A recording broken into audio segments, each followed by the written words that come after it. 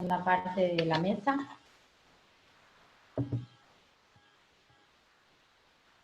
Voy a empezar a retomar Mercedes. Voy a leer un breve CV. Mercedes Miralpec, no sé cómo se pronuncia, es licenciada en Filosofía por la Universidad Nacional de Salta, docente de la misma universidad y de la Universidad Católica de Salta. Actualmente realiza su doctorado en Filosofía con una beca CONICET en la Universidad Nacional de La Plata, bajo la dirección del doctor Francisco Neistat y de la doctora Mariela Vargas. Su tema de investigación se centra en el análisis de las nociones de historia, narración, tradición y política en el pensamiento de Walter Benjamin y de Hannah Arendt. En esta oportunidad, Mercedes va a presentar un trabajo titulado Crítica, Historia y Pervivencia, Nacht-Leben, en la obra en Walter Benjamin. Si querés comenzar. Bueno, primero agradecer la invitación a participar a las organizadoras, Ludmila, Paula, Anabela, Daniela, por generar este encuentro aún en la virtualidad, y bueno, nada, que es muy rico y fructífero para todos los que trabajamos un poco Benjamin.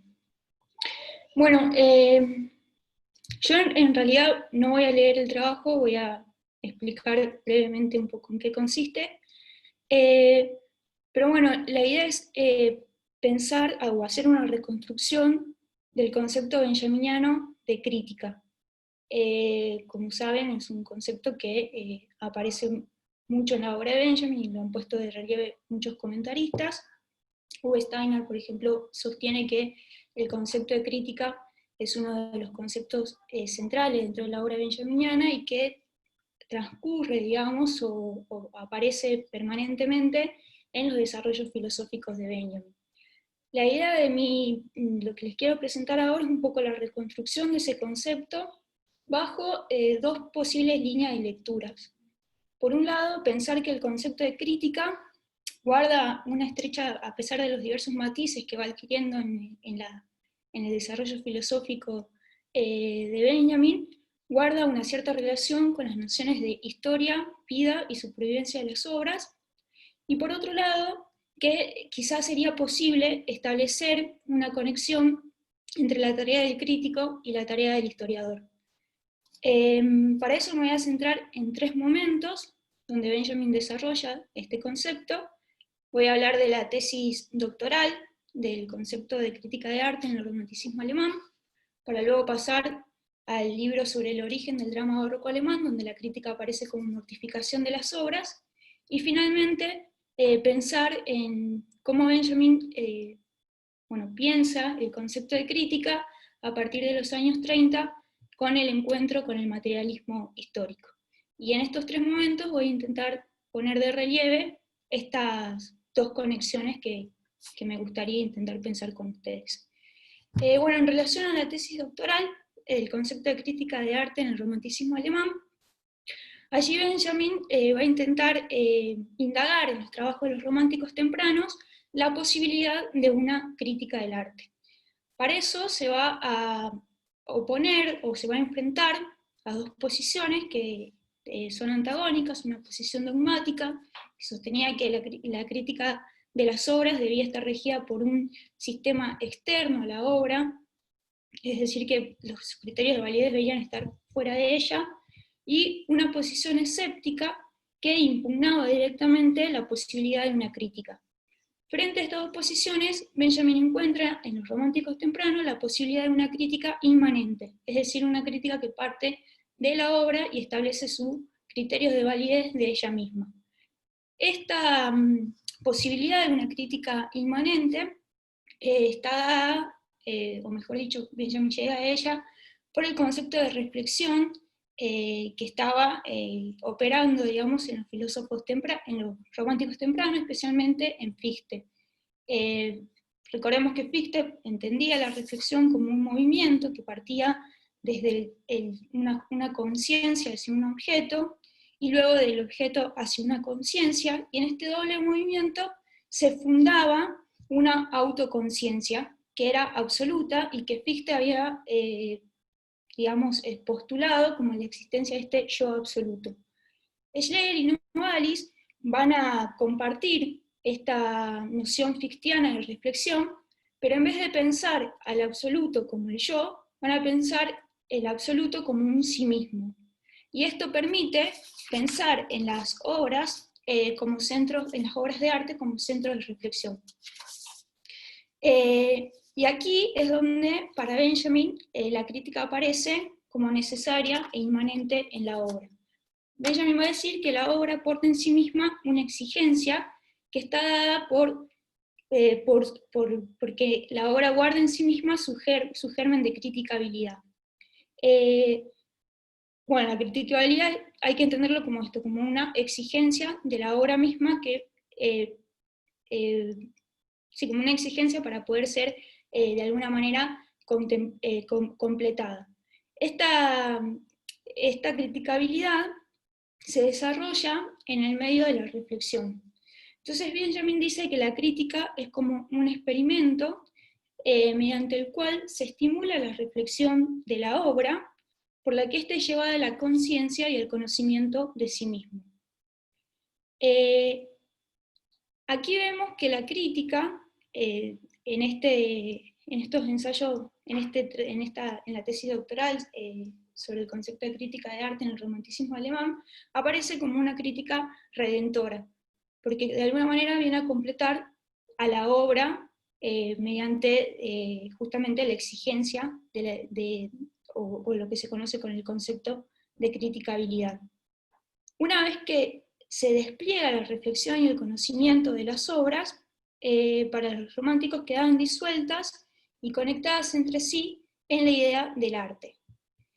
En el último capítulo de su tesis, Benjamin va a enfrentar esta teoría del arte de los románticos a la teoría del arte de Goethe. Y esto es muy interesante porque va a ser luego retomado en el estudio sobre el origen del drama barroco alemán.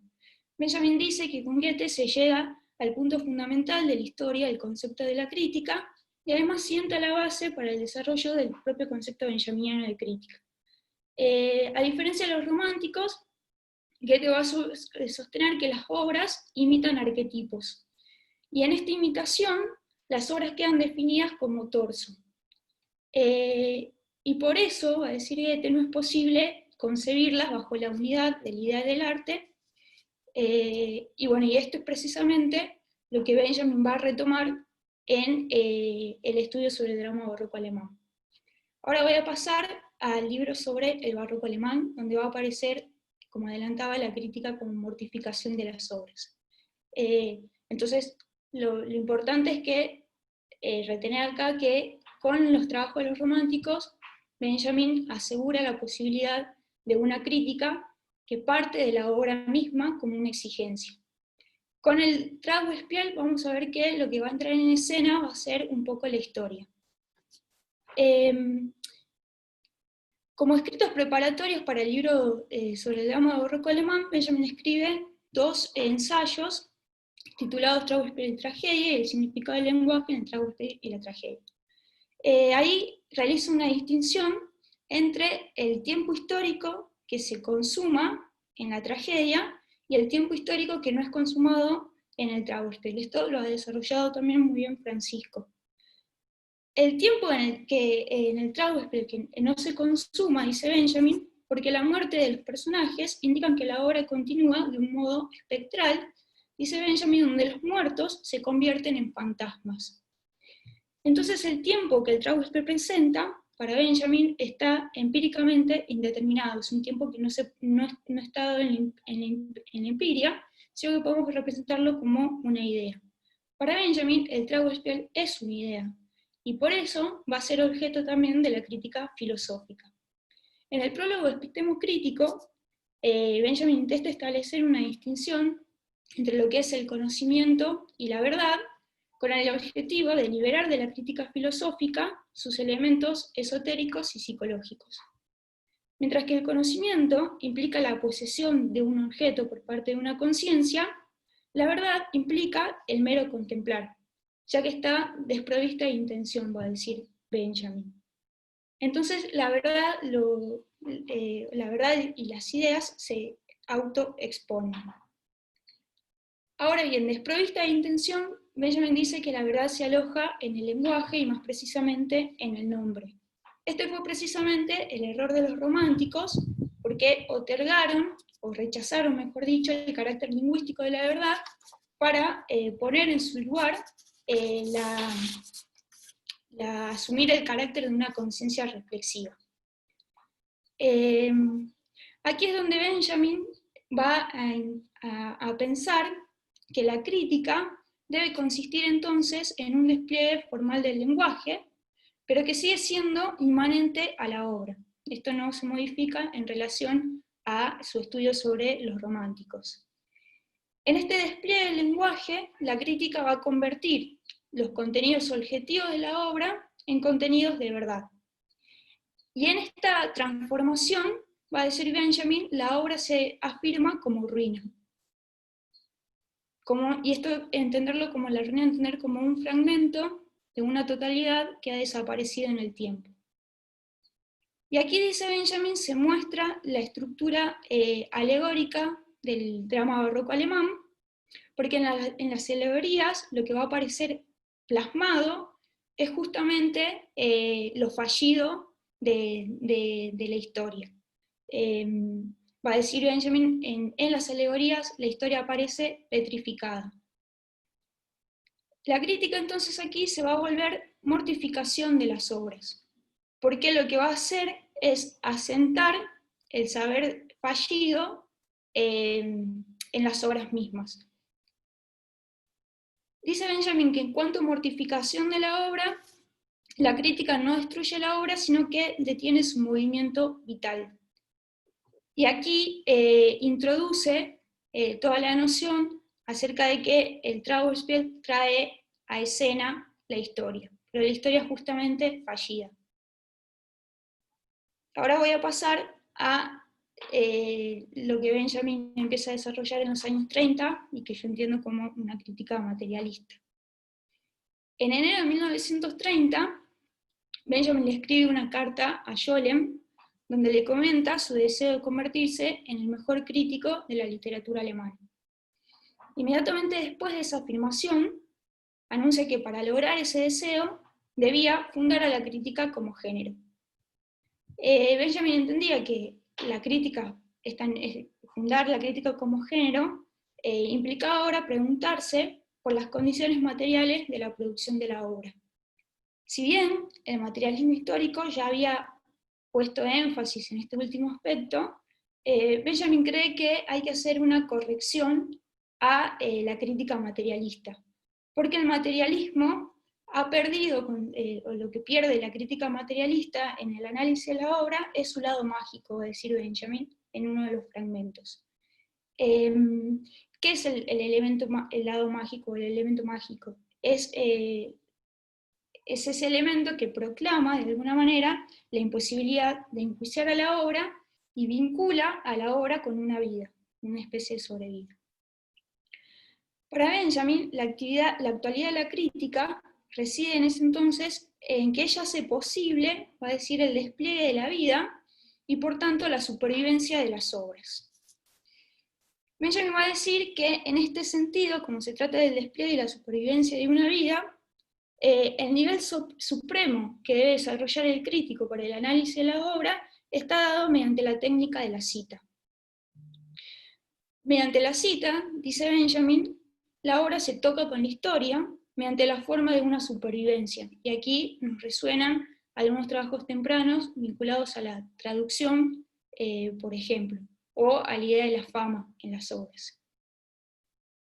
Ahora, estos elementos de la sobrevida y la fama, o la traducción, reaparecen también en los ensayos de Benjamin sobre su consideración en torno a la historia, especialmente en el texto de Edward Fuchs como coleccionista e historiador. Allí Benjamin va a elogiar la figura de Fuchs porque como coleccionista fue capaz de extraer pequeñas obras del fetiche de la mercancía a las que habían sido sometidas por la fuerza de la masa. Y aquí aparece esto de extraer al modo, extraer los objetos o las obras de arte del modo como uno extraería citas de alguna manera de un texto, ¿no? También acá, por eso esta idea de la técnica de la cita. En esta extracción, digamos, de las obras y sacarlas de su contexto, Fuchs comprende que la historia y la obra son objetos de una construcción, y que consistirá esa construcción en salvar, voy a citar una frase de Benjamin, en la obra la vida de la época y en la época el curso de la historia.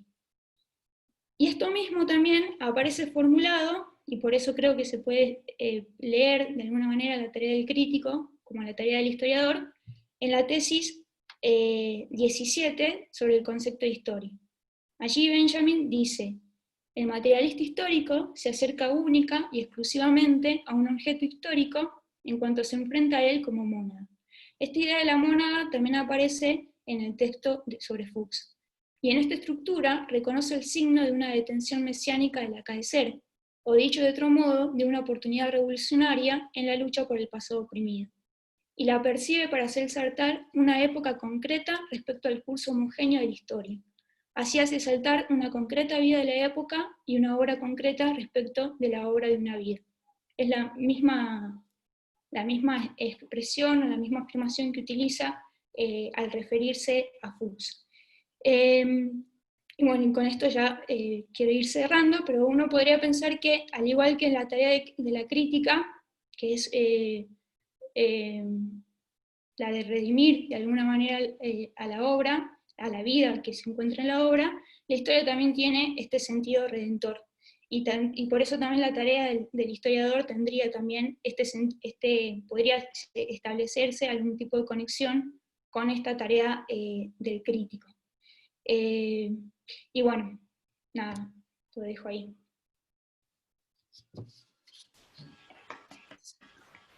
Bueno, muchas gracias, Mercedes.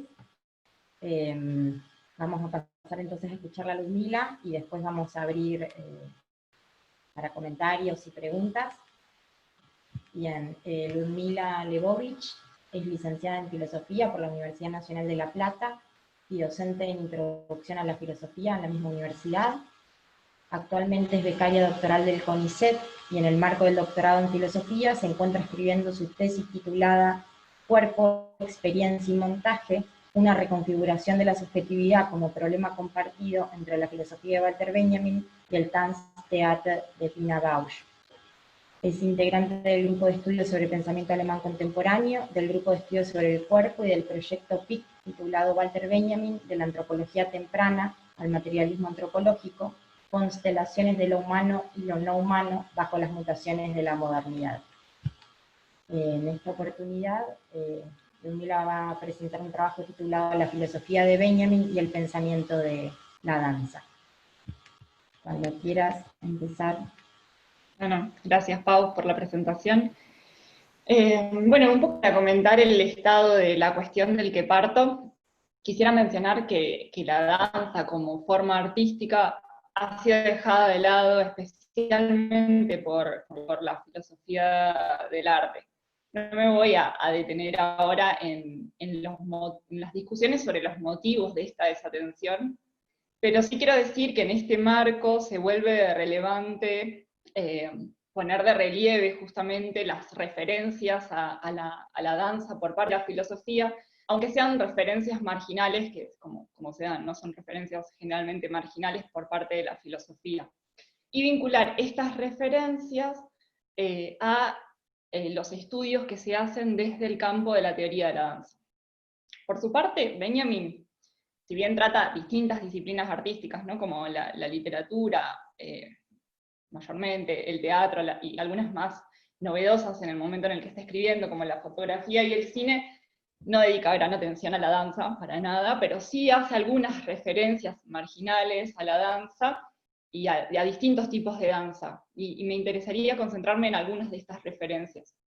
En 1926 reseña para la revista Literarische Welt la obra Romeo y Julieta, que es una obra a cargo de los ballet rusos, que a su vez estaban gestionados por Diaghilev. Esta reseña se titula Escándalos Teatrales 2, y ahí Benjamin hace una lectura bastante crítica de esta obra. Sostiene que este nuevo ballet no es sin duda ya uno nuevo, y porque bueno, era así también como se presentaban los ballets rusos, como un nuevo ballet, ¿no? Y Benjamin dice que este ballet ya no es nuevo, sino que utiliza al surrealismo como estimulante. Los surrealistas que están a cargo del decorado en este caso son Miró y Ernst. Y el escándalo del que habla Benjamin en esta reseña es un escándalo conocido, que consiste en que se repartió un suplemento surrealista junto con el programa de mano, y este suplemento declaraba algo así como: nosotros no estamos de acuerdo en que la idea quede puesta al servicio del capital. Sin embargo, dice Benjamin, este escándalo estuvo bien organizado en función del negocio de Diaghilev. Y concluye esta reseña diciendo que el decorado que hicieron Miroyas no han puesto al servicio del capital una idea, sino simple rutina. En otra anotación de unos años más tarde, que es Francia y Rusia, hace una referencia muy al pasar Benjamin a Isadora Duncan, y en otra anotación de 1931 sobre el ratón Mickey, refiere a Mary Wigman, también bailarina y coreógrafa alemana. La mención a Wigman se enmarca en una crítica al movimiento expresionista que para Benjamin insiste en hablar desde el punto de vista de lo humano, ¿no? Y busca un repliegue en la interioridad y un intento de recuperar cierta experiencia perdida. Ahora, a su vez, Agamben, en otro texto, que es sus notas sobre el gesto, que es un texto que ya tiene varios años, es el 92, plantea una noción acotada de gesto en relación a otras concepciones de gesto, ¿no? Cuando sostiene que el gesto es la exhibición de una medialidad. Y bajo esta noción dice que la danza, en tanto gesto, soporta y exhibe el carácter medial de los movimientos corporales. Si bien no queda esto bien explicitado, pero sí a partir de su definición y planteo de gesto se puede entender que, por ejemplo, los tics y las distonías que en este texto tematiza, no alcanzan el estatus de gesto. El mismo Agamben comenta que en el transcurso del siglo XIX este tipo de movimientos, tics, distonías, movimientos espasmódicos y extravagancias conductuales, proliferaron, y que empiezan a ser un poco de estudio, ¿no? de estudios científicos, sociales, artísticos, pero que a principios del siglo XX dejan de ser tematizados, y su hipótesis es que se habían vuelto a la norma y que por lo tanto dejan de ser percibidos. A su vez, en consonancia, ¿no? con la lectura que tiene Agamben sobre las dificultades de hacer una experiencia en las condiciones actuales de vida, sostiene, yo leo en sintonía con esa lectura esa perspectiva de Agamben, cuando plantea que si así habló Zaratustra, dice, ¿no? Algo así como si así habló Zaratustra, es el ballet de una humanidad que ha perdido sus gestos, la danza de Isadora Duncan y de los ballets rusos de Diaghilev, así como la novela de Proust y el cine mudo, conforman el círculo mágico en el cual la humanidad buscó evocar algo que se estaba perdiendo para siempre. Y bueno, cuando dice esto de algo que se estaba perdiendo para siempre, por este texto y por otros también interpreto que se trata de la experiencia, o de cierto tipo de experiencia. Ahora, las líneas generales de este análisis de Agamben se pueden rastrear en la lectura que hace Benjamin, especialmente en la década de 1930, de los gestos, o cómo aparece en su lectura, de los gestos determinados por las condiciones que impone el despliegue técnico y el tránsito de la masa en las grandes urbes, ¿no? No obstante, aunque pueda leerse un parecido entre el planteo de Agamben y el de Benjamin sobre Isadora Duncan y de los ballets rusos, Mary Wigman en el caso de Benjamin, como intentos de evocar aquello que se está perdiendo, la experiencia, ¿no? Como aquello que se está perdiendo, Agamben tiene más bien una lectura de reivindicación de estas danzas por evocar una experiencia que se pierde, mientras que Benjamin tiene más bien una lectura crítica de estas danzas por lo mismo, ¿no? Desde acá considero que es digamos, más propicio retomar la tensión que plantea Benjamin entre vivencia y modos reconfigurados de experiencia, para establecer una relación con obras más recientes, posteriores a Isadora Duncan, a los ballet rusos y a Mary Wigman, y el caso que tomo es el de Pina Bausch, también coreógrafa, bailarina y coreógrafa alemana. Para esto me baso en algunos textos del propio Benjamin, en los cuales se puede observar que las posibilidades de una sobrevivencia de la experiencia se encuentran en el entrenamiento de la percepción, presente en gestos y en movimientos. Puntualmente propongo explorar el abordaje que Bausch y Benjamin hacen del movimiento de la repetición en una escena y en algunos textos de Benjamin. En tanto considero que tal movimiento, esta es la lectura que propongo, ¿no? que tal movimiento se ubica entre la vivencia de lo automatizado y una indagación de formas de experiencia que estarían en relación, en discusión también con los modos de vida citadinos. La escena que propongo ver es una de las escenas más célebres de la obra más célebre de Pina Bausch, que es del año 1978 y que se llama Café Müller. Así que ahora, Pau o Anabela, si pueden. Voy a seguir hablando mientras que transcurre la escena, por cuestiones de tiempo.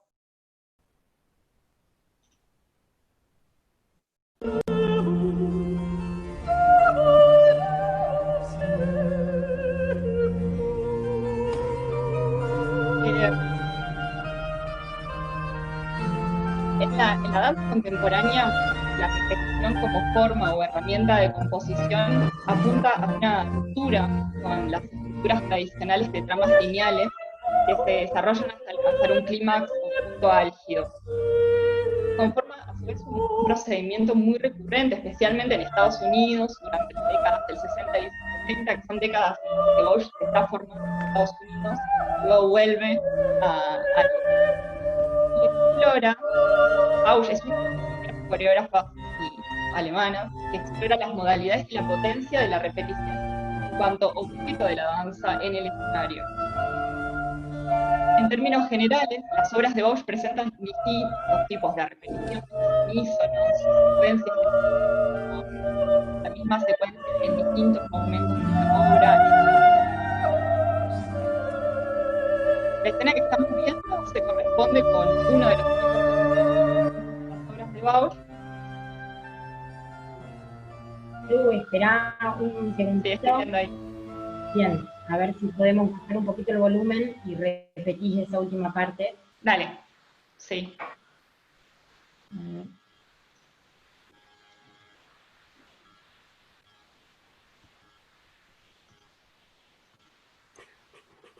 Ya está bajo el volumen.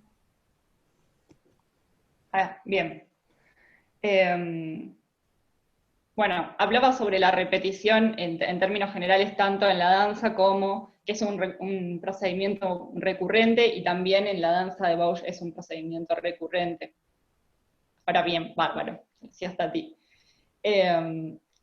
Bueno, y sobre este tipo de repetición que estamos viendo, también hay distintas lecturas desde el campo de la teoría de la danza. Me voy a concentrar en dos de ellas. Una es la de Fontaine, quien sostiene que la repetición en las obras de Bausch se debe a una intención expresiva, que es producto de la contribución del teatro a la danza. Las acciones tienen una impronta psicológica y un significado, para Fontaine, sobre la base de que las obras de Bausch no son danza pura, sino que cuentan con una dimensión teatral. Bueno, ¿qué es danza pura? Es un tema de discusión. No me voy a meter en eso ahora. Y por esto, dice Fontaine, la repetición de secuencias en estas obras no aparece como un tratamiento posible del movimiento, sino que es básicamente la contribución que hace el teatro al teatro danza de Bausch. Por otra parte, otra lectura es la de Fernández, que le dedica un libro entero a la repetición en las obras de Bausch, y ella sí encuentra en las obras de Bausch una potencialidad de la repetición como procedimiento que busca desmantelar una concepción de la danza que concibe a la danza como expresión espontánea y plena. Para clarificar esta concepción de la danza como expresión espontánea y plena, propongo hacer una rápida referencia a una imagen abstracta de la danza que aparece en la lectura de Valéry, y que es muy recurrente en la filosofía, la lectura que la filosofía tiene de la danza, ¿no? En la lectura de Valéry, puntualmente el movimiento repetitivo conforma un estado de embriaguez, dice Valéry, ¿no? Esta repetición conforma un estado de embriaguez, de ensoñación, de delirio, y se acerca hacia una concepción de la danza que propone la inmersión en la obra a través de movimientos rítmicos, continuos. Aparece la danza como puro deseo en la lectura de Valéry, ¿no? Como puro deseo, pleno despliegue, sin restricción y sin materialidad. Y es, en este sentido, para Valéry, un remedio contra el tedio de la vida. El problema con este ideal de danza y de movimiento fluido tiene como contraparte un ocultamiento del trabajo propio de la danza. Bueno, acá voy a hacer referencia a esta idea voy a pasar esta idea de trabajo, ¿no? Sin detenerme en ella, ¿no? Pero se oculta el trabajo propio de la danza, y esto a su vez está relacionado con una falta de reconocimiento de la danza como trabajo. Solo eso voy a mencionar. Y si bien en la escena que estamos viendo de la obra de Bausch aparece la repetición como reanudación continua de un movimiento semejante al anterior, no se trata de una repetición de movimientos rítmicos que generen una inmersión en la obra, sino que se trata más bien, digamos, de un extrañamiento de lo que sucede en la escena. Y cuando me refiero a extrañamiento, también estoy haciendo referencia a la influencia que tiene, una fuerte influencia que tiene el teatro brechtiano en las obras de Bausch. Sin embargo, creo que la repetición acá aparece como un tratamiento, o sea, produce un extrañamiento, pero desde un tratamiento del movimiento, es decir, desde un trabajo propio de la danza. De esta forma se apunta a la provocación de experiencias, pero también se propicia su extinción, porque en un principio aparece la autenticidad de experiencias como una expresión emocional vigorosa, el primer abrazo, pero luego con la repetición esa autenticidad se ve desmantelada.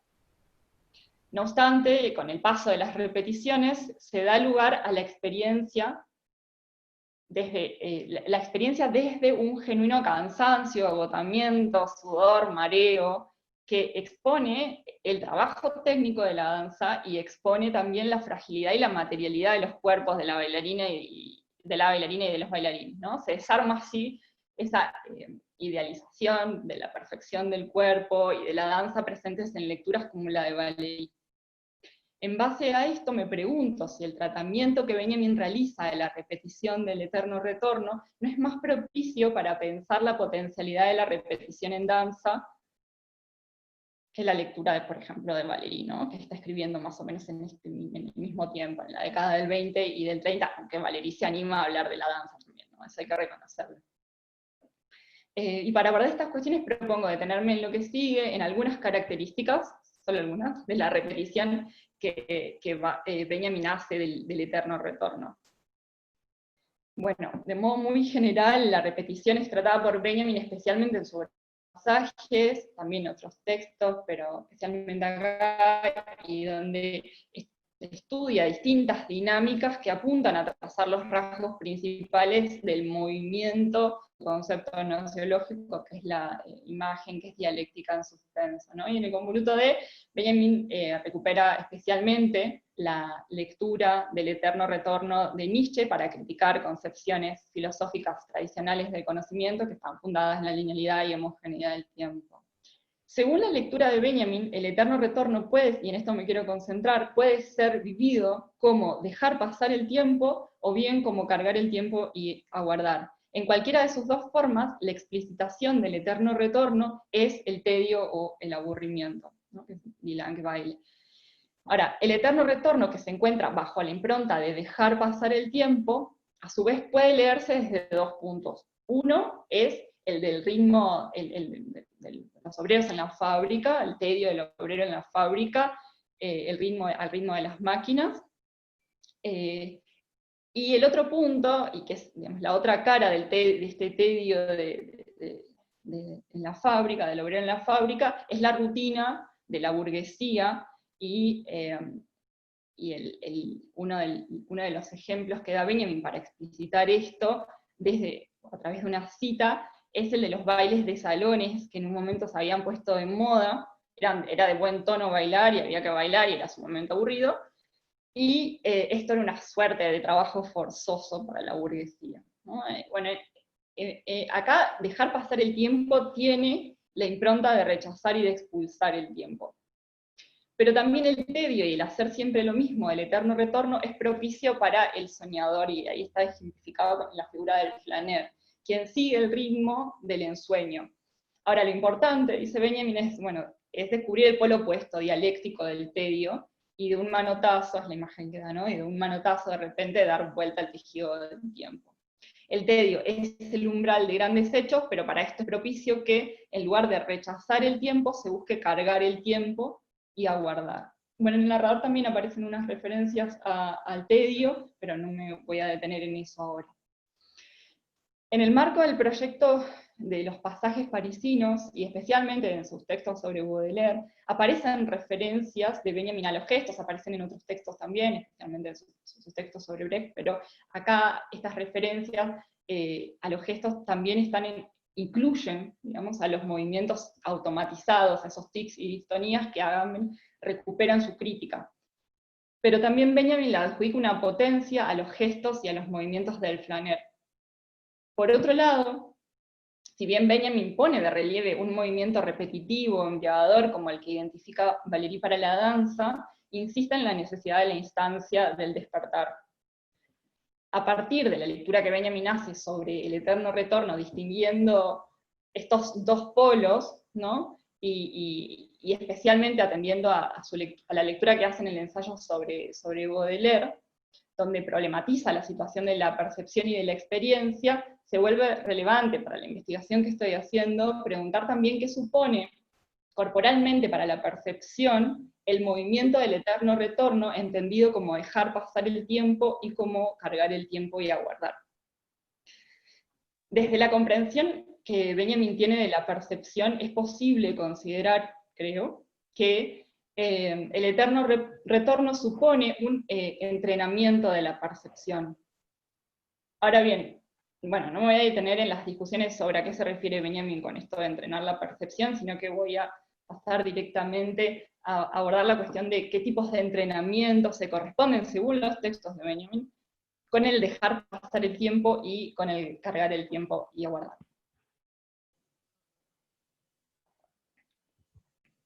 Sobre el problema de la crisis de la percepción, también rápidamente, a partir del despliegue de la técnica y de modo en general, ¿no? Puedo mencionar que hay una relación estrecha entre... Voy a cancelar, voy a hacer una corta de texto. Sí, me parece lo más razonable, porque realmente... Ahí está, Ludmi, te había silenciado, perdón. Bueno. Bueno, hablaba un poco sobre... Ahí sí.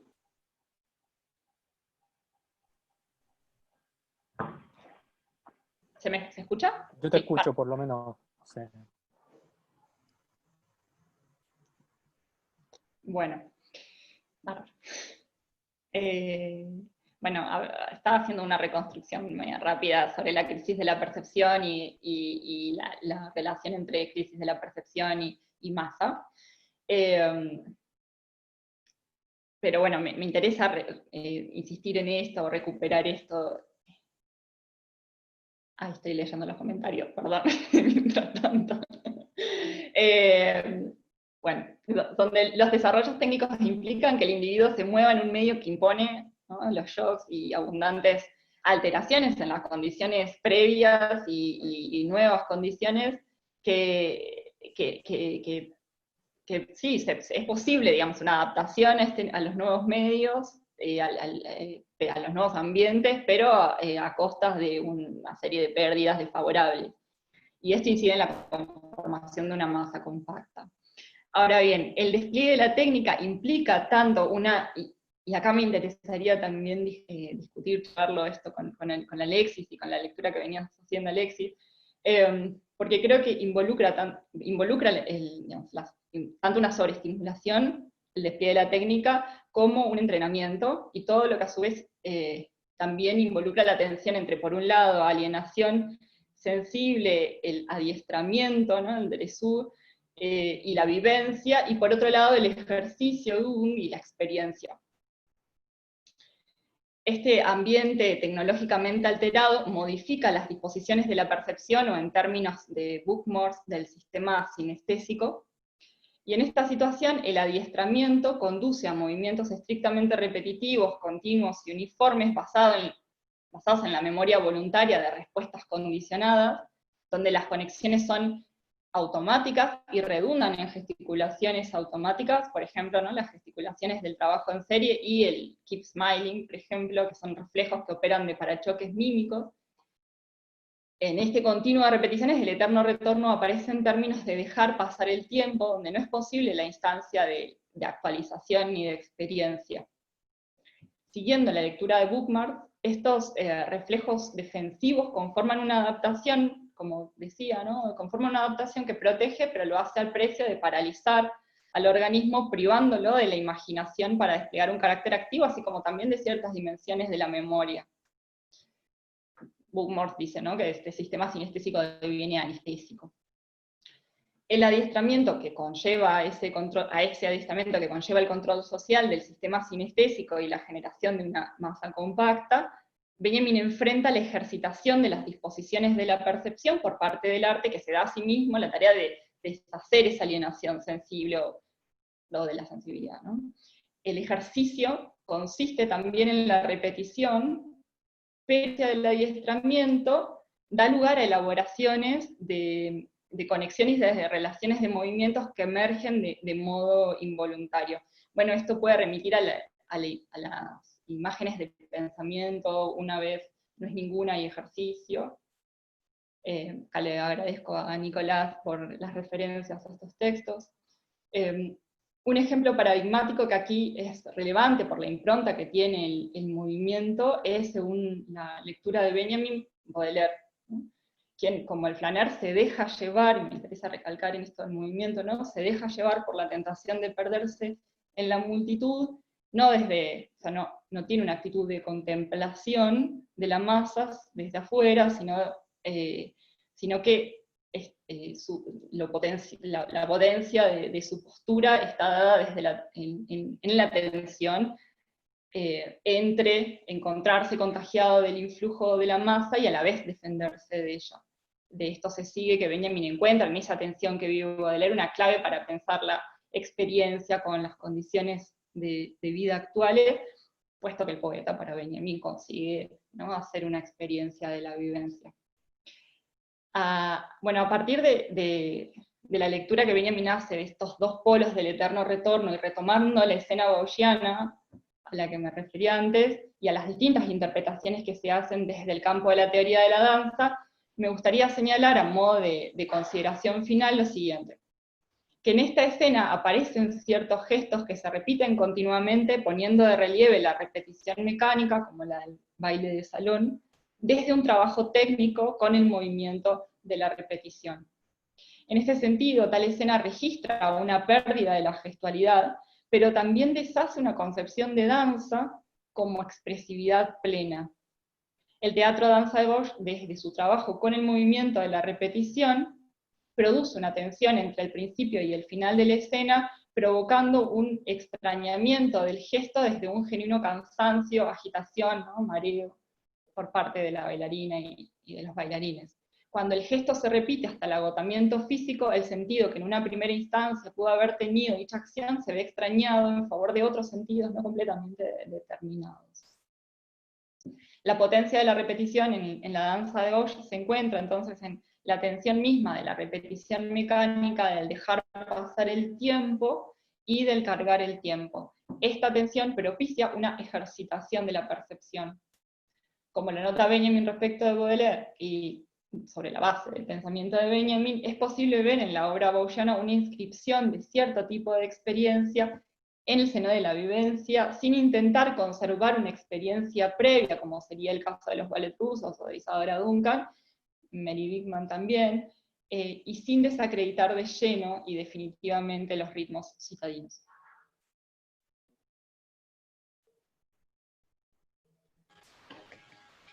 Bueno, muchas gracias, Ludmila. Bueno, muy interesantes las dos presentaciones. Si les parece, abrimos un espacio para comentarios, preguntas.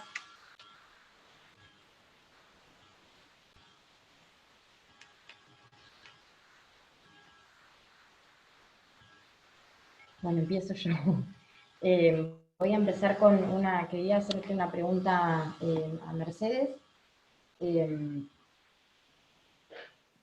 A ver si, para clarificar un poco, vos lo que intentás hacer es como, bueno, analizar como dos líneas, ¿no? Dos líneas del concepto de crítica, pero hacia el final como que intentás establecer como un vínculo entre la tarea del crítico y la tarea del historiador.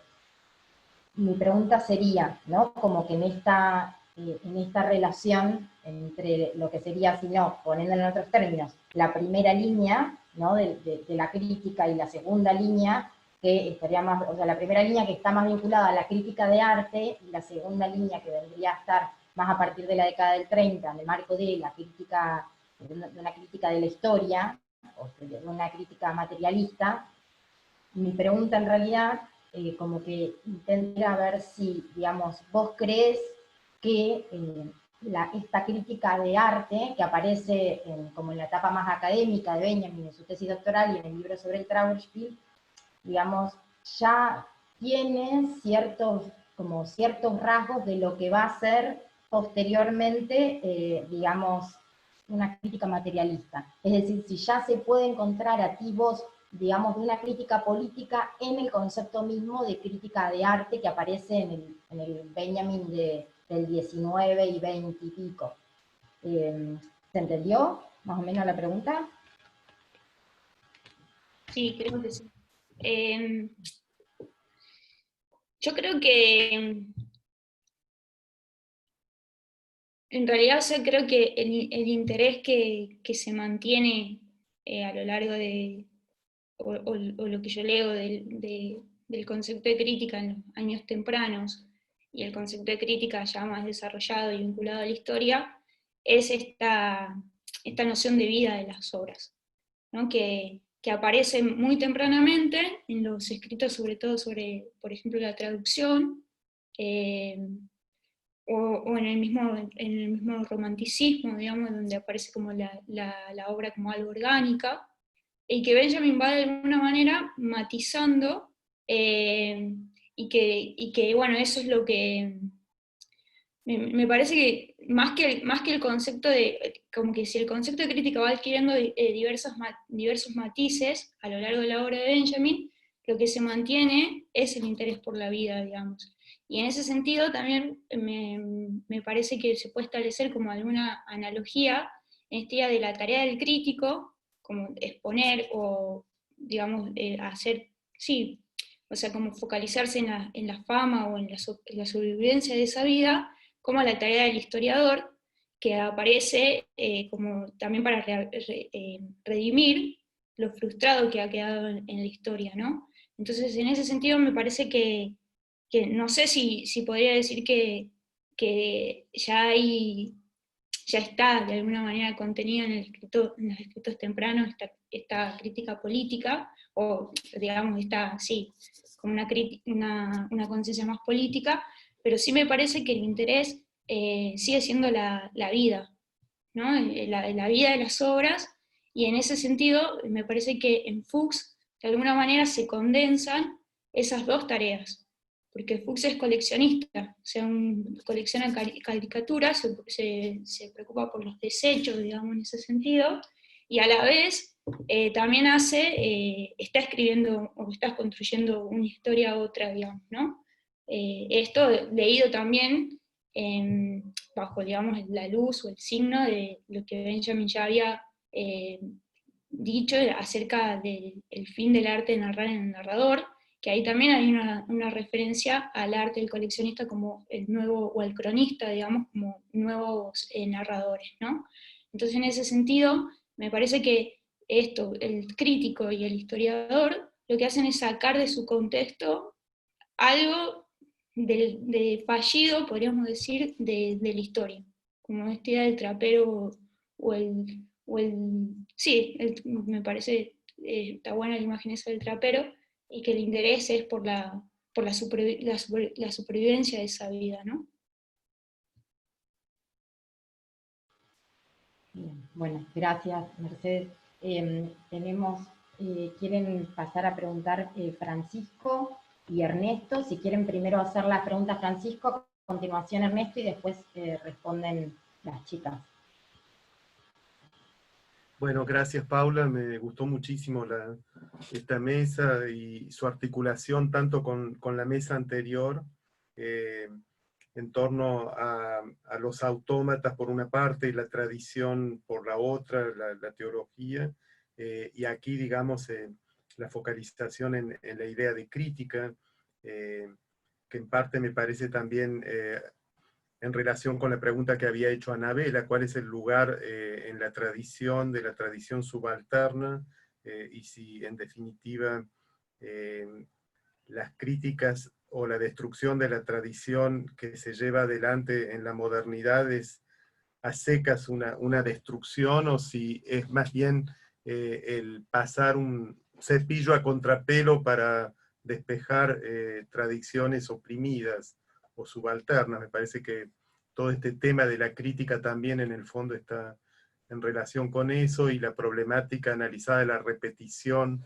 en la exposición sobre Pina Bausch me parece también, digamos, estar focalizada en torno a la cuestión de lo moderno. Entonces, simplemente quería preguntar, digamos, en relación a la crítica,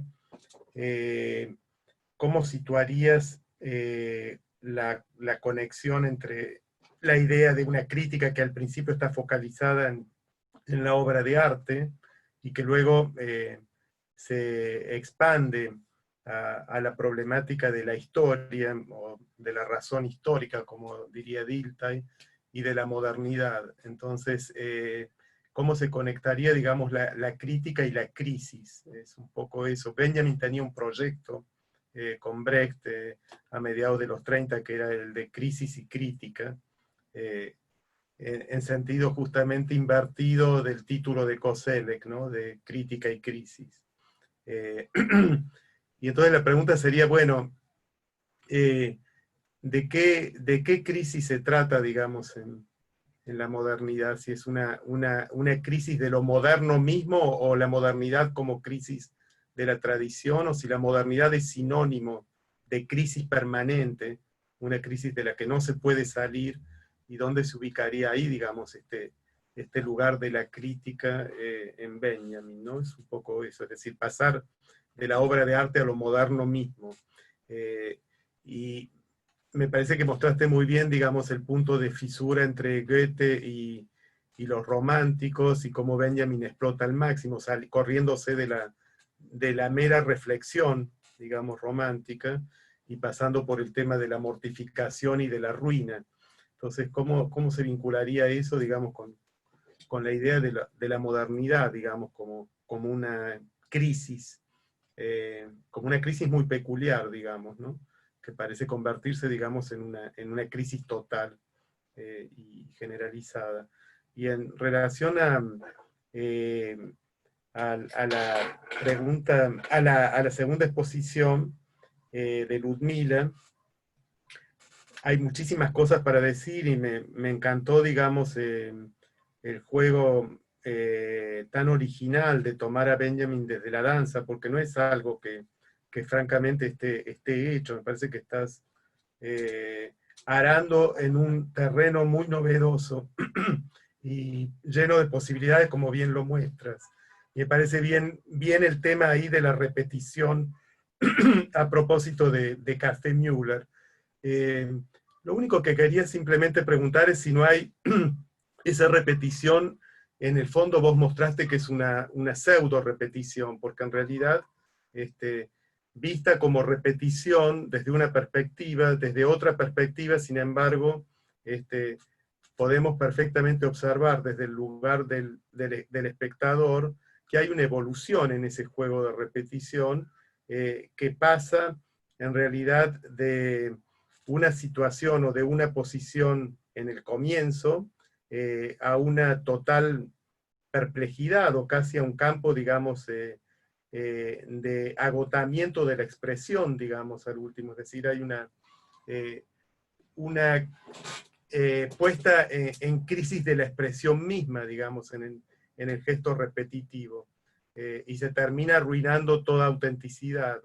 Entonces, simplemente quería preguntar si no hay un juego de perspectivas en donde, por una parte, hay una repetición, pero si yo amplío la perspectiva de la mirada y paso a un plano más externo, digamos, lo que descubro, en realidad, desde una perspectiva ampliada, es una no repetición, es decir, una diferencia en la repetición, ¿no? Para tomar el tema con el que Deleuze reconstruye el tema del retorno en Nietzsche, ¿no? Diciendo que, en definitiva, ese eterno retorno contiene una diferencia que va anulando la repetición. Simplemente quería preguntarte sobre eso.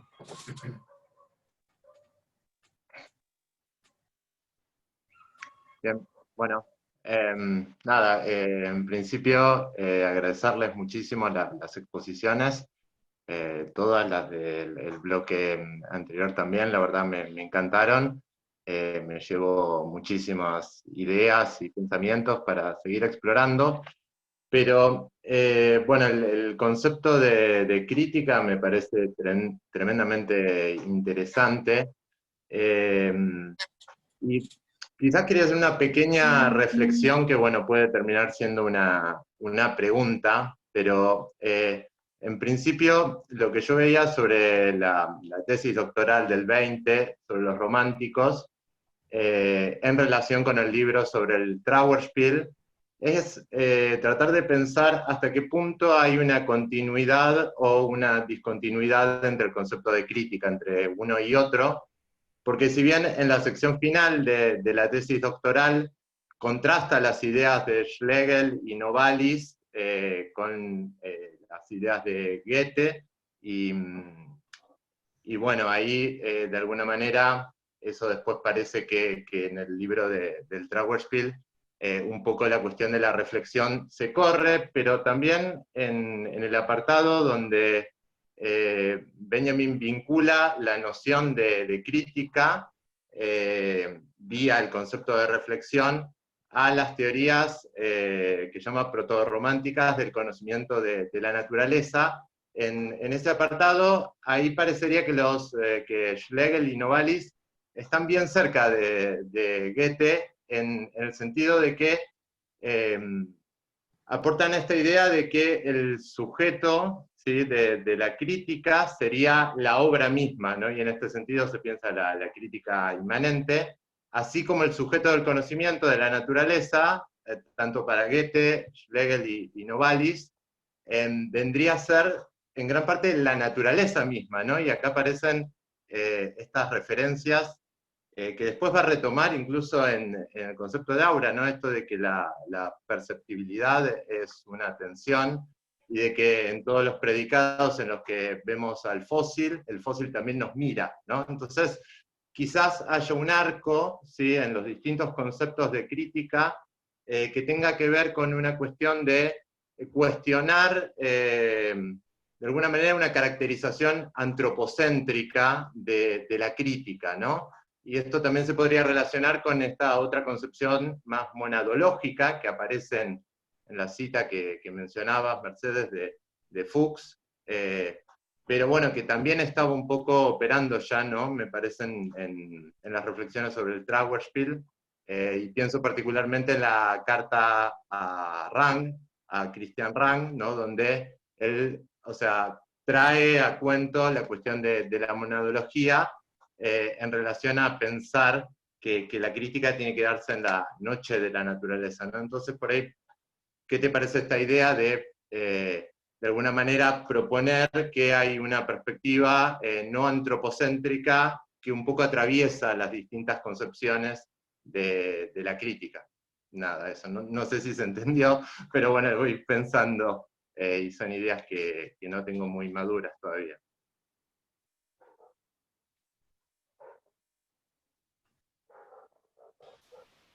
Chicas, no sé si Mercedes, ¿querés responder vos primero? y después Ludmila, a las preguntas de Francisco y Ernesto.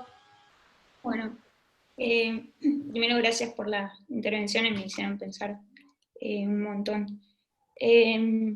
Respecto a la pregunta de Francisco, pensar esta idea de crítica y crisis, me parece que eso es como central y cómo se vincula, digamos, la tarea del crítico con la tarea del historiador. Me parece que eso es central a partir de los años, en realidad con el encuentro con el materialismo histórico, ¿no? Ahí como que Benjamin, de alguna manera, se ve como obligado a repensar, sí, obligado, bueno, llevado como a repensar muchas de sus ideas que ya estaban de alguna manera esbozadas. Por ejemplo, pienso, por ejemplo, cómo aparece la historia en los años tempranos.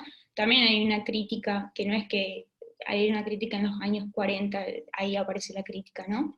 Pero creo que esta idea de la crisis de la modernidad acentúa como varias crisis, que por un lado es lo que marcaba Mila también, como la crisis de la percepción, también qué se entiende por obra de arte, porque los medios técnicos tienen como resultado obras de arte que son mecanizadas, entonces ahí hay que pensar en quizás este ensayo o esta conferencia que Benjamin quiso dictar y que no terminó dictando el autor como productor, donde ya no se puede como establecer distinciones claras. Entonces me parece que lo que Benjamin está pensando como crisis de la modernidad es también como una tarea constructiva. Y este sentido de tarea, quizás como aparece también desarrollado en el libro de Flora Badi, como una exigencia. ¿No? Me parece que la crisis y la crítica acentúan eso, como la modernidad tiene como la tarea o se da en la modernidad esa exigencia de construir una historia del arte y una historia también en este sentido como más político, ¿no? Que se ve mucho más esbozado en las tesis sobre el concepto de historia. Pero me parece interesante lo de Fuchs, que en Fuchs aparecen justamente vinculados estos dos, como estas dos vías, digamos, como por un lado pensar la obra de arte y la construcción de la obra de arte en esta crisis de la modernidad, y también pensar la construcción de la historia. Se me ocurre pensar eso ahora sí en este momento. Y en relación a lo que decía Ernesto, sí, me parece que, gracias por la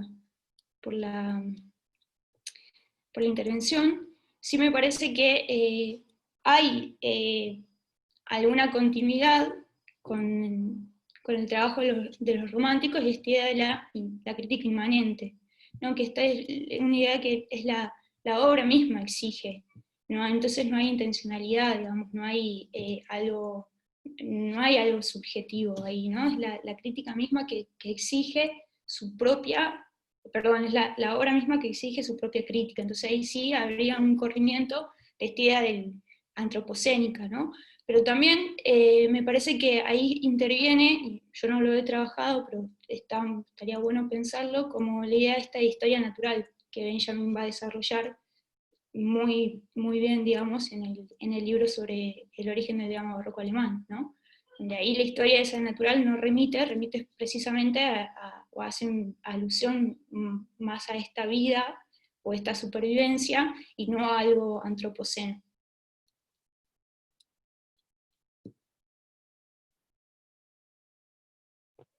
Genial, muchas gracias. Bueno, respondo al comentario de Francisco, gracias por el comentario. Justo estaba leyendo también uno ahí de Daniela en el chat. Bueno, sobre esta idea de leerlo desde Deleuze o desde la lectura que tiene del eterno retorno, digamos, que no sé si lo podría, si me animaría a dar una respuesta concluyente sobre esto, porque no, conozco mucho de Deleuze y tengo esta referencia más, digamos, como otro polo.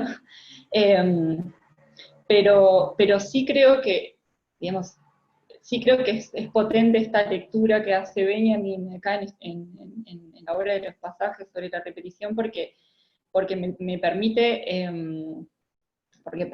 digamos, problematizar esa tensión y lo que sucede, digamos, en esa tensión, aunque después podamos decir que no hay, digamos, que hay siempre una diferencia, tanto en el dejar pasar el tiempo o en el cargar el tiempo y aguardar. Y esa tensión que aparece, y en esto de dejar pasar el tiempo y cargar el tiempo y aguardar, me da lugar, digamos, a pensar la repetición y la repetición en esa escena, porque estoy pensando en relación también al comentario de Daniela, sí, o sea, la repetición se puede abordar la danza digamos, se puede abordar desde un montón de distintas perspectivas, y es súper difícil y delicado, digamos, hacer una lectura, poner en relación, digamos, una escena o un modo de tratamiento de la repetición en danza con algo de la filosofía. Pero me parece que esto, que la lectura que hace Benjamin es potente porque permite ver cómo Bausch está tematizando la repetición en la obra, y está tematizando una repetición, también una repetición mecánica de la danza, y al mismo tiempo está exponiendo, bueno, este carácter del trabajo técnico propio de la danza. Y eso, a su vez, me permite discutir con las lecturas que la misma filosofía tiene de la danza. Entonces, por eso me parece potente la lectura que hace Benjamin.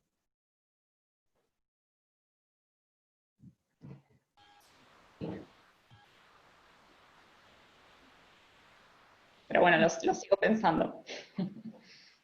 No sé si quieren ahora preguntar Valentín y Mila, pero Carlos. yo comparto que es sumamente potente esto que estás trayendo, absolutamente, iba en esa dirección. Bien, hago la pregunta. Me encantaron las 4 intervenciones, así que nada, muchas gracias a todos. Fue un placer escucharlo. Se me ocurrió una pregunta para Ludmila, que me pareció muy lindo el trabajo, muy delicada la articulación crítica y la cantidad de líneas que abre. Y me gustó particularmente toda la trama que recorre la intervención en la discusión con Agamben, con las notas sobre el gesto, que para mí nada, es una pieza increíble, digamos, es como un ensayo perfecto para mí. Más allá de que uno esté de acuerdo o no con la lectura de Benjamin, que digamos, una de las cosas complejas me parece que tiene ese artículo, ese ensayo de Agamben, es todo lo que no se, digamos, todas las referencias que no están dichas, ¿no? Y digamos, todo lo que en relación con Benjamin tiene la estructura o del robo o de la inmanencia, no sé, tiene algo, una colocación como inclasificable, pero quizás también por eso es genial. Y en ese sentido me gustaría preguntarte, para ver si entendí plenamente tu razonamiento, ¿cuál sería el matiz de diferencia con el planteo, con la idea de Agamben de la danza en particular?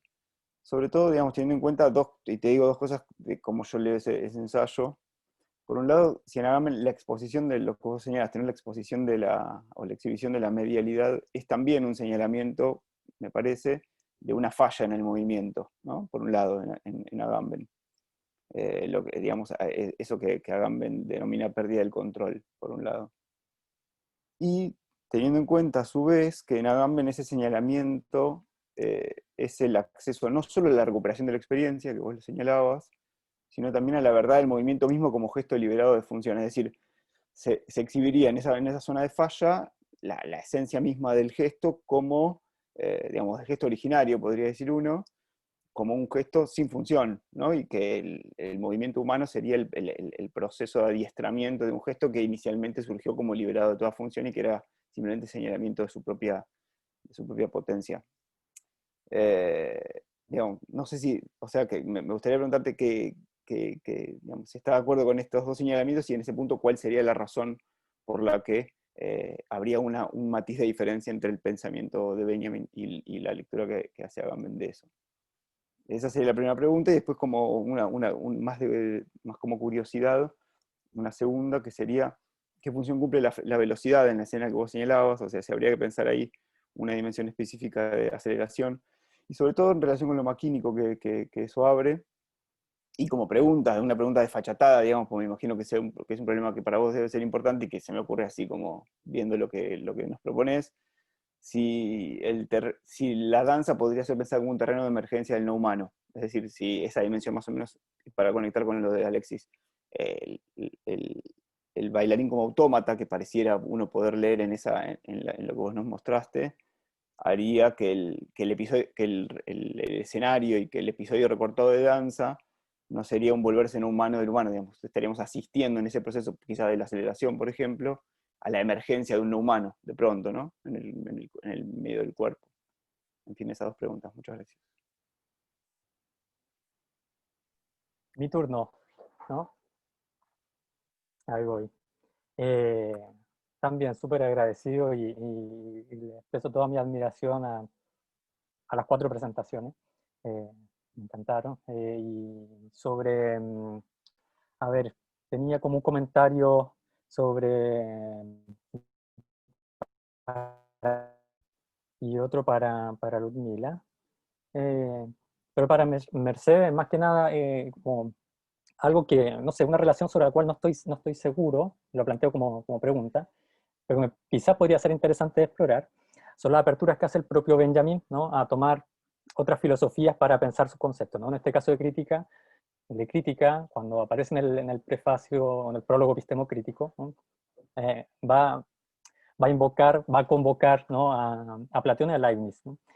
Y me centraría en Platón, porque me pregunto si sería válida la operación en la cual, a ver, Benjamin toma, ¿no? cuestiones propiamente del banquete para pensar, para plantear, ¿no? la relación entre conocimientos. Me pregunto si, dada esa operación, si uno no puede operar, decirle, no sé si sea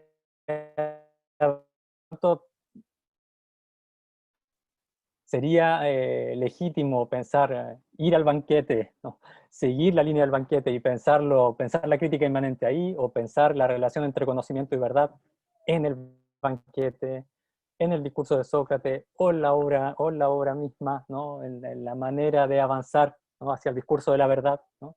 que aparentemente estaría la tentación de decir, finalmente Sócrates es la crítica a todo lo que funciona bajo el signo del elogio del amor, ¿no?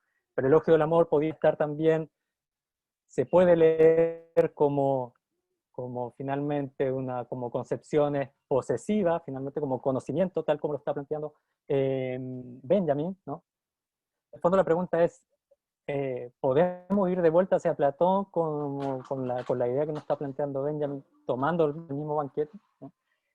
Pero bueno, obviamente no una pregunta que te haga para responderla ahora, pero de algún modo como fue no sé, una idea que se me vino, como una duda que me surgió escuchándote, y por supuesto me parece muy buena el orden también que diste a toda la exposición, pero bueno, me concentré particularmente en ese punto. Más que nada compartirte ese pensamiento más que otra cosa. Pero bueno, y para Ludmila, comparto todo lo que decía de las preguntas anteriores, como en todo caso, me faltan palabras para elogiar también tu exposición. Muy admirable, me encantó y me sentí muy atraído por diferentes puntos que estás planteando, en particular con dos, que tiene que ver con el punto de partida que tú señalaste, al cual refieres, ¿no? a una desatención de la filosofía con respecto a la danza. Me parecía muy interesante, y uso deliberadamente el término desatención para no usar el término olvido, porque ahí me dan ganas de hacerte una pregunta, porque creo que hay una tentación quizás, no sé si contemporánea, en referir al término olvido tal como lo estaría usando Heidegger con respecto a problemas filosóficos, ¿no? Por dar un ejemplo, Jean-Luc Marion en El fenómeno erótico plantea una vuelta a un pensamiento sobre el amor, justamente en términos muy heideggerianos de olvido. Da la impresión que cuando la filosofía no ha prestado atención a algo, inmediatamente todo queda copado por la manera en que Heidegger trató el olvido de la filosofía o el olvido del ser, y que finalmente todo sería una extensión o hacer filosofía, tomar como punto de partida un olvido. Y por eso me parecía, no sé si estarías de acuerdo, pero eventualmente habría un tema crítico ahí, a ver cómo planteamos la relación que ha tenido con la danza la filosofía, ¿no? O sea, a ver, se tratará de un olvido. A mí me gustaría usar, lo digo ahora, sí, incluso improvisando, ¿no? En términos de desatención, o quizás otro, quizás no sea apropiado, pero hay algo ahí, ¿no? Hay algo ahí, al menos en el punto de partida como tú lo planteabas, que nada, me pareció interesante de preguntártelo. Si podríamos pensar con Benjamin otro modo de una relación filosófica con un tema que no esté necesariamente mediado por el concepto de olvido tal como queda copado por la lectura heideggeriana. Eso, por un lado, y por el otro, me parece que me atrajo mucho el concepto de trabajo que planteabas, si bien en un momento dijiste que no lo iba a profundizar, un poco deduciendo de tu exposición, me parece que aparece ahí un concepto muy enriquecido, ¿no? Y que estaría la idea de ese trabajo de extrañamiento, que quizás podría pensarse con la imagen así, no sé, griega, del ergon, ¿no? Algo, una insistencia, y que también quedaba muy reforzado por la idea de repetición y sobre todo por la posibilidad de un agotamiento, ¿no? Que, bueno, pienso, no sé si estarías de acuerdo, pero da la sensación de que la hipótesis que está jugando ahí es que en la repetición del shock habría una especie de desanudamiento del mismo, ¿no? O una posibilidad de emanciparse de un gesto sobre el cual perderíamos como, con el cual, que perderíamos como, ¿cómo decirlo? O en el que entraríamos en esa línea repetitiva inconsciente, ¿no? En la repetición constante estaría la posibilidad del agotamiento. Ahora bien, y aquí viene mi pregunta, me genera una dificultad pensar que el aburrimiento o el tedio se puede agotar, ¿no? Es decir, si tuviera que pensar pues es interesante pensar si las emociones se agotan, no sé, digo, la paciencia se agota, ¿no? Decimos, por dar un ejemplo. Para pensar una emoción así que uno puede decir, esto se agotó y se acabó, reventé, ¿no? Pero la paciencia puede tener algo parecido con este tema eventualmente del tedio o del aburrimiento, en la medida en que incorpora tiempo. Pero nada, te lo planteo como una duda o como una cuestión que no sé si tenga solución, pero me parece que podría haber algo ahí como una dificultad a pensar, ¿no? En el caso del aburrimiento, podría pensarse en términos de infinitud o solamente nos tendríamos que quedar con la posibilidad de un agotamiento, ¿no? Finalmente del aburrimiento.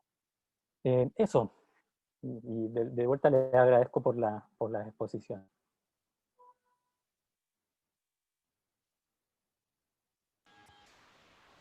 No sé, Mercedes, ¿querés responder primero o Ludmila vos primero? Aprovechando justo el último comentario de Carlos, si querés responder vos, Ludmila, y después que responda Mercedes. Bueno, gracias por los comentarios. Qué bueno que se esté grabando, porque creo que los voy a volver a escuchar, los necesito. Muchas gracias por eso. Bueno, en principio, con respecto a tu comentario, Valentín, a ver, yo creo que la lectura que hago del texto de Agamben es a partir de la idea de que los gestos se presentan para Agamben como una exhibición de una medialidad, pero hay una reivindicación de esto. Y en los gestos no están incorporados los tics y las distonías. Esa es como la lectura de base, ¿no? Esa es la lectura que estoy haciendo, quizás la podemos discutir, pero en principio parto de ahí. y que esos tics no alcanzarían los gestos, no alcanzarían el estatus de gesto. Lo que me parece interesante de buscar en ese mismo marco teórico de Agamben para plantear esto y para hacer esas referencias a la danza, es que Benjamin incorpora los tics y a las distonías. O sea, en realidad hay algo así como que queda sin decir, que me parece que lo acerca a Benjamin, para decirlo del modo más, de una lectura la más sincera que pueda. Me parece que hay algo que queda sin decir, pero que Benjamin está todo el tiempo incorporando a los tics y a las distonías, ahí en esa problematización entre vivencia y en ese análisis que está haciendo de la pérdida de la experiencia, mirando, ¿no? Atendiendo a los gestos, que me parece que es interesante y que desde esa lectura es discutible el planteo de Agamben, y a su vez me permite hacer, ¿no? lecturas de otro tipo de danzas que problematizan esto y que no se quedan con esta idea de que la danza, ¿no? de que la danza se termina en Isadora Duncan, en los ballet rusos, que son, ¿no? danzas de principio del siglo XX, sino que se permite el planteo de Benjamin pensar otras danzas posteriores, y que donde se sigue problematizando eso, donde se sigue problematizando también el despliegue de la técnica desde los distintos tipos de técnica.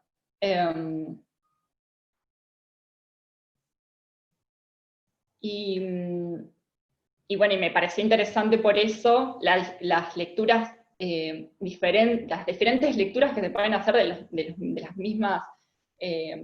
las mismas danzas, ¿no? De Isadora Duncan y de los ballet rusos de Mary Wigman, cómo difieren en la lectura que hacen, difieren en algunas cuestiones, aunque estén planteando lo mismo, que ambas tratan, que estos tipos de danza tratan de recuperar una experiencia perdida. Bueno, eso me pareció interesante, y además que son de las pocas referencias que hay a la danza, aunque actualmente hay más referencias, ¿no? Y hay ciertos textos breves sobre la danza, me pareció interesante recuperar estos. Sobre lo no humano, y sobre si la danza podría pensarse como un acercamiento a lo no humano en Benjamin, bueno, creo que se podría pensar, yo lo pensaría más bien desde esta idea de entrenamiento de la percepción y de ejercitación, no de liberación, y en eso, digamos, estaba discutiendo con Alexis, esta rápida discusión, digamos, no desde la liberación, sino más bien desde un entrenamiento que es ejercitación. No creo que sea no me convence la idea de liberación. Y bueno, y no sería, ¿no? Sería algo más cercano, para pensarlo no humano está buena esta idea de entrenamiento y de ejercitación, que no sería, por supuesto, un superhombre, ¿no? Y que eso implica que hay materialidad y hay fragilidad del cuerpo, o sea, no sería algo, no habría una reivindicación de la danza como aquello superpotente, ¿no? Más bien todo lo contrario. Puede ir por ahí la respuesta. Y en relación al comentario de Carlos, y a esta idea de qué términos utilizar para remitirme a la relación entre filosofía y danza, ¿no? Esa desatención y no olvido, sí, son términos que los estoy buscando y que también, bueno, los voy encontrando, que me parecen más adecuados para dar cuenta, porque hay efectivamente referencias a la danza en la filosofía, y solo que es, bueno, y también hay un montón de discusiones de por qué la filosofía dejó de lado la danza, ¿no? Entonces, es delicado. Y eso también está en relación con, con qué términos se utilizan para hablar de las relaciones sí posibles entre la filosofía y la danza. Por eso muchas veces se habla en textos más recientes de convocar a la danza, ¿no? Apuntando a esta idea de una convocatoria, ¿no? De convocar a la danza y no de hablar sobre la danza, que sería un problema otra vez. Desde la danza, la la recuperación que se hace de Benjamin es especialmente a partir de su concepto de traducción, ¿no? Y eso también es interesante para pensar digamos, la relación entre distintas lenguas. Se recupera, y me interesa recuperar la recuperación que hace, digamos, de la danza de la filosofía de Benjamin, porque me interesa atender a esa relación, atender cuidadosamente a esa relación entre filosofía y danza para no tratar de hacer un estudio injusto de la danza.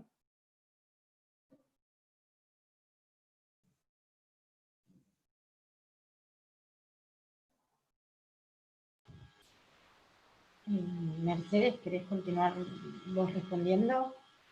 Sí, en realidad escuché medio entrecortada la intervención de Carlos, pero creo que un poco escuché como el final de volver como a Platón y ver ahí también como, bueno, todo lo que Benjamin hace en el prólogo sobre el origen del trabajo en relación al banquete, ¿no? A mí también, no sé, me parece que es una buena... Benjamin Platón recién. Es una buena pregunta de por qué también Platón, ¿no? Y un poco lo he hablado también con Nico en algún momento, con Mila.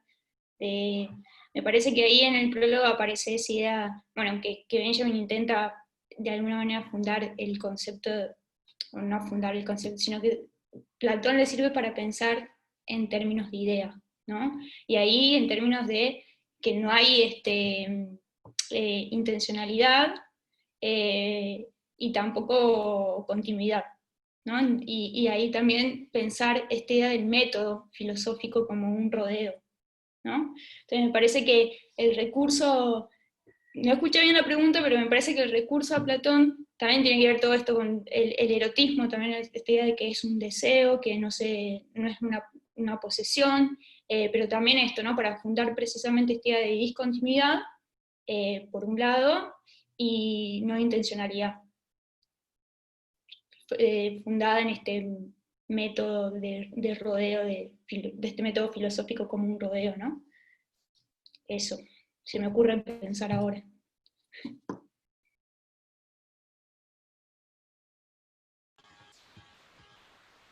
Bien, si quieren ahora pasamos al comentario de Daniela y después Francisco también quería hacer otra pregunta. Algo muy chiquitito desde adentro de la danza, que es el terreno en el que estoy. Nada, excelente las dos presentaciones, muchas gracias. Simplemente un poco en relación a lo que decía Valentín, si bien desde afuera tal vez se ve diferente, se ve que lo autómata aparece en la repetición, en el trabajo de la danza lo que sucede es al revés. Lo autómata yo creo que queda más ligado, el comentario va muy desde dentro de la danza. El autómata es esa primera imagen tan conocida y tan obvia y tan evidente, y la aparición de una posibilidad de un arte en la danza aparece cuando ese agotamiento que hablaba Carlos, que sí tiene una posibilidad de quiebre, porque ese agotamiento en la pura repetición produce un quiebre que ahí tal vez uno podría pensarlo en relación con el concepto de destrucción y dejar que fluya aquello que aparece en esa ruptura. Entonces creo que el agotamiento sí existe en ese punto, que no es para ser pensado en términos de un infinito, y creo que tenemos que invertir eso que se ve que nosotros reconocemos como más auténtico primario, que es ese gesto que mostró Ludmila con tanta claridad de ese primer abrazo, y pensar todo eso otro que aparece, como esas cosas que van apareciendo después de esa destrucción que trae Benjamin, ¿no? Como concepto, como esas cosas se van sucediendo y van apareciendo, no es que es una construcción, sino eso que aparece después de la destrucción. Nada más, gracias. ¿Puedo hacer una respuesta inmediata a las dos cuestiones, así como para que no se pierda? Te agradezco, Daniel, el comentario, y un poco a eso iba mi pregunta, digamos, tenía esa intuición, sobre todo porque la repetición funciona igual que la rima en el lenguaje, digamos. y en Benjamin, digamos, tiene esa función de señalar precisamente la esencia del lenguaje en la liberación del sentido que da la rima. Igual, O sea, tal cual. sería exactamente lo mismo. Pasa exactamente eso en la danza, es así, la experiencia es esa, sí. Genial. Y en relación con Ludmila, creo que llegamos al punto como de diferencia en la lectura del ensayo, porque yo creo que en el periodo que Benjamin señala, de fin del siglo XIX a 1971, lo que hay en los tics desde la lectura de Agamben no sería no estaría del lado de afuera del gesto, sino sería como el ultragesto, por lo menos en la lectura digamos, te propongo una discusión en relación con eso, porque me parece que lo que Agamben está haciendo es señalar que ahí hay como un ultragesto, y lo que es interesante es en términos de periodización, ¿no? Lo que queda después del 71 sería algo para pensar qué ocurre con el gesto después de ese momento, que sería nuestra época, el presente o algo así. Pero en fin, creo que esa sería la zona de diferencia o para discutir. Muchas gracias.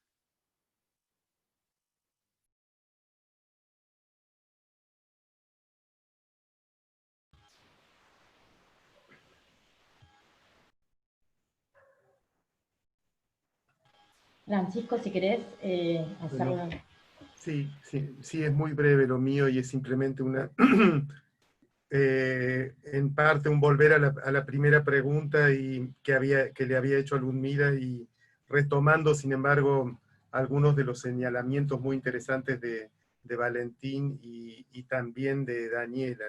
Es decir, volver al tema de la repetición, porque me pregunto si hay un solo concepto justamente de repetición que esté aquí en danza, para ser justamente explícito. O si en la danza, digamos, hay un solo concepto de repetición, e incluso en la filosofía, porque ahí, digamos, lo que quería preguntar es la conexión que pueda haber entre la dialéctica, la imagen dialéctica y esta idea de repetición, porque la imagen dialéctica es una construcción de la dialéctica que Benjamin llama en reposo, ¿no? Im Stillstand, es decir, la dialéctica quieta, lo que parece un oxímoron o una aberración, tanto en conexión con la tradición de la dialéctica desde Heráclito, donde es movimiento, pero también en relación a una figura de la danza entendida como movimiento, y solamente como movimiento. Benjamin intenta pensar el momento no solo del movimiento, sino de la quietud, de la detención, de la absoluta parálisis, en un sentido en el que la parálisis no sea la muerte, sino por el contrario la vida, es decir, la ruptura, lo revolucionario, lo mesiánico, etc. Entonces, yo creo que hay un sentido de repetición en la danza que se acercaría a esta figura de lo mesiánico como una suerte de éxodo o una suerte de política o una suerte de destrucción. Y en ese sentido se puede distinguir claramente esa figura de la repetición de una figura de la repetición que iría hacia la dilatación serial y desembocaría en la figura infernal del castigo o de la muerte, en el sentido freudiano, de la pulsión de muerte, es decir, repetición en el sentido de la pulsión de muerte. Entonces, bueno, a eso apuntaba, ¿no? Me parece que encadena con lo que señalaba Daniela en el sentido de una cierta inversión que operaría la danza, no sé si todas las danzas, pero en todo caso alguna coreografía, digamos, de vanguardia en relación a una temática o a un uso de la repetición, quizás en cierto paralelismo o constelación con el uso que Benjamin está haciendo también de la quietud y de la saturación en su propia dialéctica como una dialéctica del reposo, ¿no? A eso quería apuntar a decir. Y en la primera pregunta yo había señalado, bueno, la repetición pensada justamente desde una gramática de la diferencia, admite, digamos, una perspectiva en que en el fondo la repetición se está cargando de dinamita y por consiguiente se está, en definitiva, destruyendo a sí misma. Y es lo que estaríamos viendo en la escena justamente de Café Müller.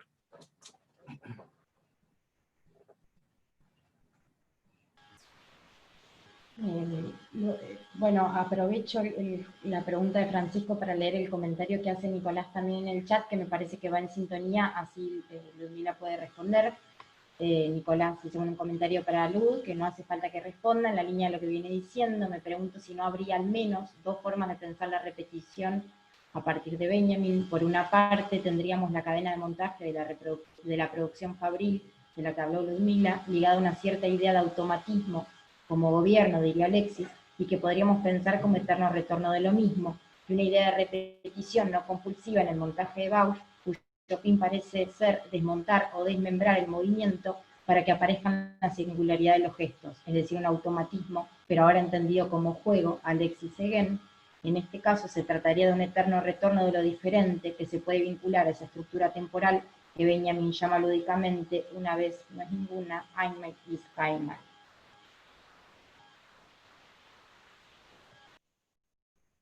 Bueno, respondo. Me parece que, empiezo por lo de Nicolás, por el comentario de Nicolás, me parece que sí, pero que en Benjamin está también digamos, que se pueden pensar esos dos polos, pero digamos, en el convoluto acá están esos dos polos en la repetición. Eso es lo que me parece interesante. Y que ese otro polo, el que no es dejar pasar el tiempo, digamos, esa rutina mecánica, con gestos mecánicos, que tienen, ¿no?, su connotación política también.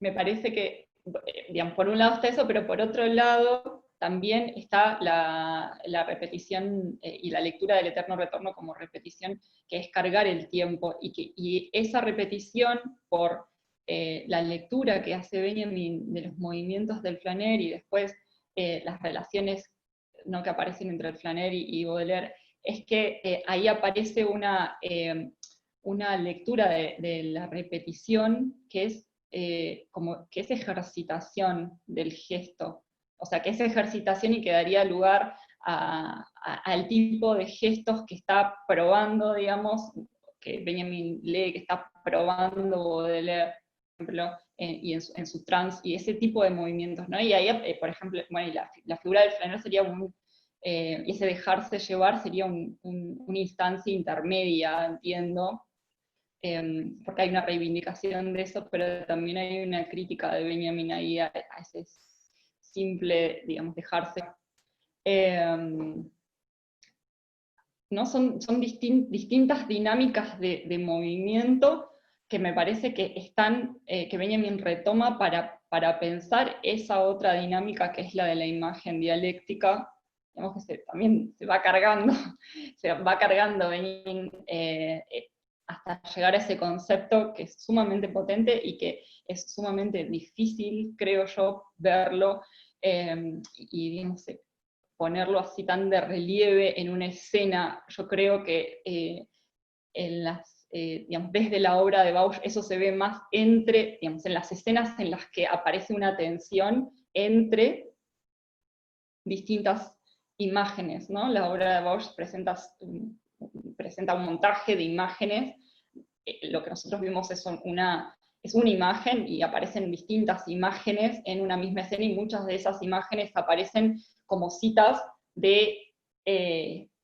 digamos, de repeticiones también de otras escenas que ya se dieron, de otras imágenes que ya se dieron en la obra, y a mí me parece que es ahí donde se puede leer más claramente, digamos, donde el concepto de imagen dialéctica puede ser potente para una lectura de la danza de Bausch. Más bien en ese tipo, digamos, cuando se ponen en tensión las imágenes al interior de una escena.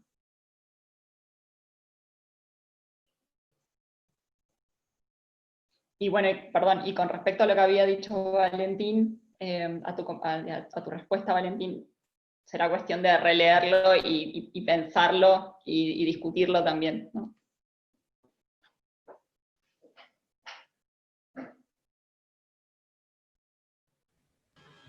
No sé si también tu respuesta a Nicolás incluía la respuesta a Francisco, o si querés hacer un comentario más en relación a lo que a lo que te comentó Francisco? O... Incluía, pero puedo seguir. No, no Puedo tengo nada. cierre, digamos, de ese comentario. Y que sí, claramente, digamos, esa idea de quietud y de detención que aparece en la imagen dialéctica es sumamente potente, y además es sumamente potente para pensar la crisis del movimiento que hay en la danza. O sea, la danza está tematizando una crisis del movimiento donde la quietud es... Gracias. Donde la quietud es... donde la quietud aparece como un... como un arma, digamos, como aquello que permite discutir con otras concepciones de la danza, especialmente esas concepciones de la danza que plantean una danza que es movimiento continuo, de un tipo de cuerpo hegemónico, etc. Entonces, es sumamente potente esta idea de la imagen dialéctica y del movimiento que propone la imagen dialéctica para pensar las discusiones que tiene la danza con el movimiento en el marco de una crisis del movimiento.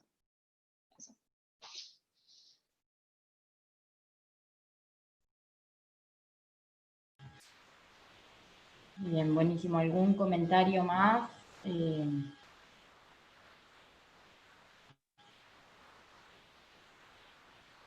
No, bueno, estamos igual en horario de cierre, así que bueno, en primer lugar, gracias a los y las expositoras del día de hoy, fueron, bueno, muy interesante, también a quienes estuvieron presentes y participaron de alguna forma u otra, y nos vemos entonces el lunes que viene, en el mismo horario, para continuar con las terceras jornadas Walter Benjamin.